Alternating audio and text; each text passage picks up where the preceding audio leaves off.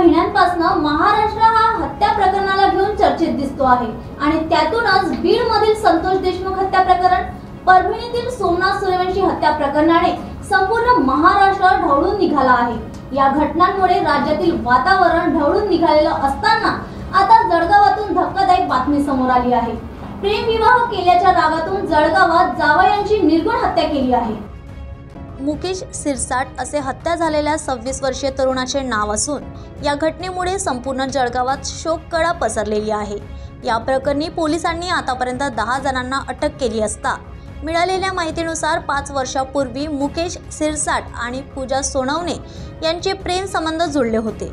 दोघेही जळगाव शहरातील पिंपाळा परिसरात असलेल्या हुडको भागातील रहिवासी होते।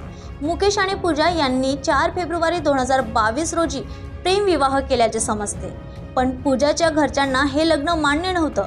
घरच्यांच्या विरोधात जाऊन पूजाने मुकेश सोबत लग्न केले असता तिच्या कुटुंबियांचा त्यांच्यावर राग होता। मुकेश हातमजुरी करून संसार चालवायचा तर पूजाही घरकाम करून संसाराला हातभार लावत होती। मुकेश आणि त्यांच्या सासरच्या नातेवाईकांमध्ये 18 जानेवारीच्या संध्याकाळी वाद झाला होता। हा वाद मिटवण्यासाठी काही लोकांनी प्रयत्नही केले, पण रविवारी सकाळी सुमारे 8:30 वाजता मुकेश कामासाठी घराबाहेर पडत असताना त्याच वेळी हातात लाठ्या काठ्या आणि धारदार शस्त्र घेऊन मुकेशच्या सासरचे काही लोक व त्यांच्या सहकाऱ्यांनी घरात घुसून त्यांच्यावर हल्ला केला। मुकेशला वाचवण्यासाठी काही लोक पुढे सरसावले, पण जमावाने त्यांच्यावरही हल्ला चढवला। दरम्यान मुकेशची गर्भवती पत्नी पूजा हिच्यावरही हल्ला करण्याचा प्रयत्न करण्यात आला असून मात्र पूजाची नणद वेळीच घटनास्थळी पोहोचली आणि तिच्या हस्तक्षेपामुळे गर्भवती पूजा या हल्ल्यातून बचावली। मुकेशची त्यांच्याच घरासमोर सासरच्या लोकांनी हत्या केल्यामुळे जळगावात शोककळा पसरली आहे। या हल्ल्यात जखमी झालेल्या 4 ते 5 जणांना तातडीने जिल्हा सामान्य रुग्णालयात उपचारासाठी दाखल करण्यात आले असून मुकेश आणि पूजा यांनी 3 वर्षाची मुलगी असून पूजा गर्भवती आहे। अशा परिस्थितीत मुकेशची हत्या झाल्यामुळे कुटुंबांवर दुःखाचा डोंगर कोसळला असून हल्लेखोरांनी केलेल्या अमानवी कृत्यांमुळे परिसरात संताप व्यक्त होत आहे। मुकेशच्या बहिणीने हल्लेखोरांना कठोर शिक्षेची मागणी केली असता तिने न्यायासाठी आवाज उठवताना दोषींना फाशीची शिक्षा देण्याचा आग्रह धरला आहे। पोलीस टाइम न्यूजसाठी स्वप्नील भार्गवीची रिपोर्ट। जसा महात्मा गेलाय ना तसं त्यांचा मामू गेले न्याय द्या। मी कस काय राहीन मी हो माय, एवढ्या बाळाला कोण मागेन आता हो माय। मामू गेला मा बाळा बी पाला नाही ना। काय वाद होता नेमका? काय वाद होता?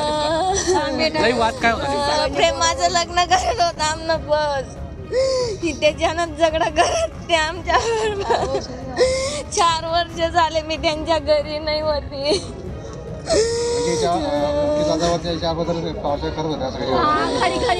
घरी मारत होते ते सर।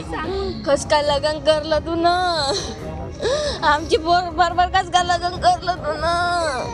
अरे तुमची पोर तुम्हाला लागत होती तर का की केलं तुम्ही तुमच्या पोरकडून तिचा हिरा हो माय। मामू गेले न्याय द्या रे, त्यांना फाशीची सजा द्या रे लवकर। न्याय पाहिजे, बिगर गुन्ह्यांना त्यांना मा भाऊची मान काठी टाकली।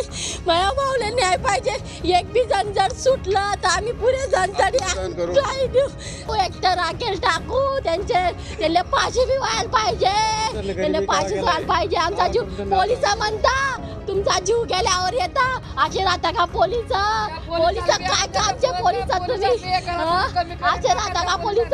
तो पोलीस काय म्हणे, नितीन काय नाव आहे केदार, नितीन केदार काय म्हणे, त्याला मारी टाका तेव्हा आम्ही येऊ असे म्हणता पोलिस। तेव्हा म्हणता म्हणजे पोलीस येता काय बी होईन का? तुम्ही पोलीस येता काय बी होईन का? पोलीस मुळे मा भाऊ चालला गेला। पोलीस आणले पैसे का वाढतात? आम्ही पैसे देता, पोलीस आणले मा भाऊचा जीव आणि द्या, मा भाऊचा जीव आणि द्या, आम्ही पोलीस आणले पैसे देतात।